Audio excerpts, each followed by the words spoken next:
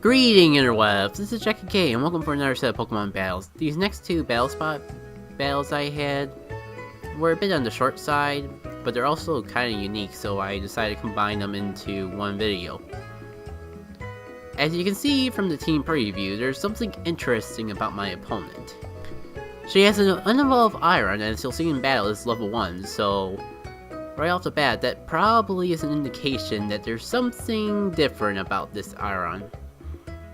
Now, in the team preview of Battle Spot, I could only see that there was an Aron, and for some dumb reason, it didn't occur right away that, hey, this Pokemon's unevolved, even for the evil item. There's something suspicious about that. And I kinda just sent my Pokemon in Merry Way without suspecting what was gonna happen, until I personally feel it was too late. So if you ever wanted to see how I handle a situation of panic, this could be the video for you. Without further ado, let's go into it and see what awaits us. Now, I'll be starting off this battle leading off with my Azumarill Swimmer Speed, because besides Swimmer Speed, she is my best lead.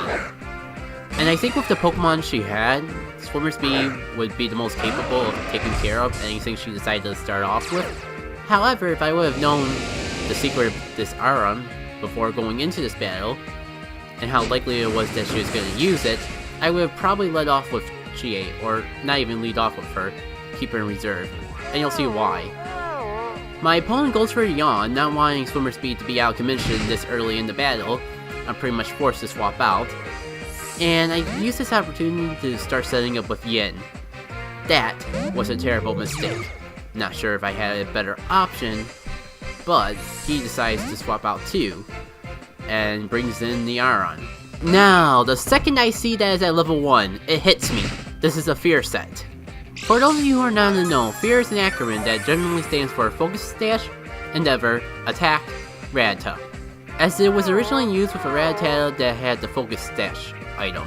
How it would work is you attack the Rattata, bring the 1 HP, it would follow with Endeavor, and then take you out with Quick Attack. As you can see though, this arm works slightly different from that, and in my opinion is a bit more effective.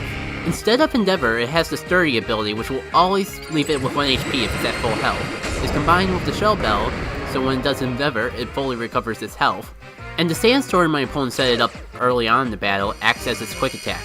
With the turn being over, the Sandstorm comes in and takes out your Pokemon, considering that it would be at so low of health that it can recover. Now early on, I try to counter this by going for Yawn with my Musharna, but then I get that burn which cancels out the Yawn. Although either way, my Charizard was going to be left with 1 HP. Bringing it in though was my only option to cancel out the Sandstorm so I wouldn't lose any more Pokemon. With that burn damage, it doesn't matter. If it was asleep, I would take it out in 2 turns, but since it got burned, I was able to cancel out the Sturdy and take it out that way. Even though the Aron wasn't able to sweep my entire team, it did do a devastating amount of damage. I decided to stay in even though I'm going down to the Sandstorm, with the dire hope of getting some damage off on this Aron. Unfortunately, it has to protect, probably to counter this desperation, and I lose my Charizard. Which leaves me with only Swimmer Speed. That's an issue because Swimmer Speed has the choice band, so once I lock myself into a move, I'm stuck in it for the rest of the battle. Which is a big reason I go for Play Rough over Aqua Jet, because as long as it's not resisted, I know the Play Rough will do more, and I know I'll need to get off all the damage I can get before I can get taken out.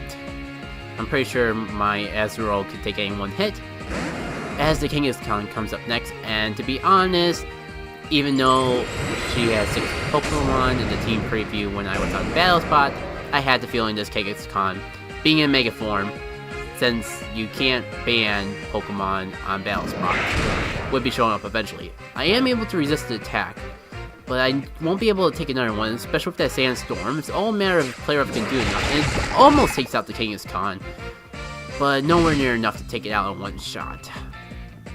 Which pretty much means I am doomed, since I can't swap up my moves, and I'm pretty sure Sucker Punch would out-prioritize me anyways. So despite the Mega Kangaskhan, I feel was a good match. It was a little frustrating at the time of having it, I believe, just because the fear caught me off guard, but I'm pretty sure it at least made for an interesting battle. Now onwards for the next one.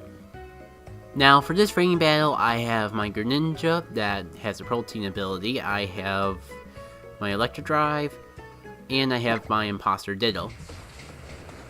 Instead of trying to explain my opponent's team before the battle, I would rather show you guys the team as we're battling. So let's begin. So for this battle, I will be leading off with my Greninja and my opponent leads off with a Celebi.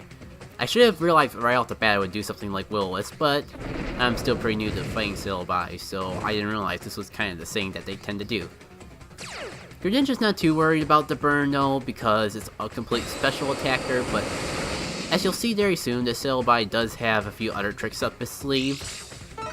Some that I don't approve as much as others.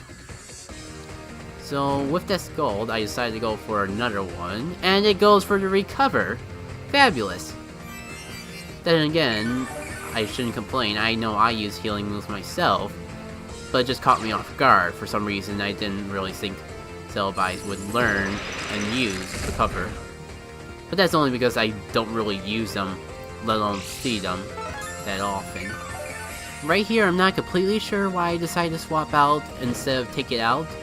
Maybe I was afraid that I wouldn't be able to take it out, or more likely, my scientific head went in and I decided to study and examine this Celebi since I was so fascinated by his moveset. So going into it, it goes for the Recover, which I knew was going to happen, but at least now I have the ability to heal myself, if at all needed. My opponent doesn't really like the idea of going up against itself, probably afraid of burn or something else. Maybe he sees this as a prime opportunity, and decides to go into his Blaziken. Now I just go for taunt because I don't want him to recover anymore, and I ended up taunting the Blaziken, which seems very, very bad. So I get my Pokemon out of there, and I decide to go into my Electro Drive, pretty much as meat fodder, because Blazikens, yeah. Especially when they have the Mega Rings. You don't want to mess with a Blaziken when it's Mega. There's a reason why it's not considered fair to use online these days. But once again, this is Battle Spot, and Nintendo makes the rules, and Nintendo does not have the rules saying that the Mega Pokemon that are overpowered should be banned. Although, I will leave it to your general opinion if you feel this Blaziken is banned or not. What matters to me is I'm able to get a free swap onto my Ditto and become the Mega Blaziken myself. And I'm able to outspeed it, probably to speed ties, but still nevertheless, I take out the Mega Blaziken with a single Earthquake. The Mega Blaziken doesn't even stand a chance against itself. So at this point, he pretty much countered this guy's entire team with his own Pokemon. He sends in the Cinnabili and is not going to be able to do anything against this. That speed boost, man, that speed boost is going to make you outspeed anything. And when you got the power of a Blaziken, let alone the Mega Blaziken, is there anything really stands a chance? I can see why people would have a hard time resisting this thing. Look at all that power! The power of Ubers is finally on my side of the battle spot. Used to get Mach Punch to do anything? Fool, I am Mega Blaziken. You may have priority, but I have type advantage. Nahaha. I do take out myself with the recoil, however, considering the fact that I still have the Greninja, I did win the fight, technically. If you say unfairly, just remember who brought the Blaziken to the fight in the first place. Nevertheless, it was a good battle, another point for the awesomeness of Imposter Ditto. But I hope you enjoyed the last battle as well. If you did like the video, I appreciate the support, feel free to comment as well. If you want to see more Pokemon battles, you can click the annotation on screen, and you'll be taken to a playlist of all the Pokemon battles I've had. If you enjoyed commentated playthroughs, I have two projects I believe you'll enjoy. First one being a Let's Play of Pokemon Coliseum, and the second being my first playthrough of Sly Cooper and the Phoebius Raccoonus. If either of those interest you, be sure to check out my channel to find those videos. So this has been Jackie K, and I'll see y'all later. Still, nevertheless, I take out the Mega Blaziken with a single Earthquake. Blaziken is no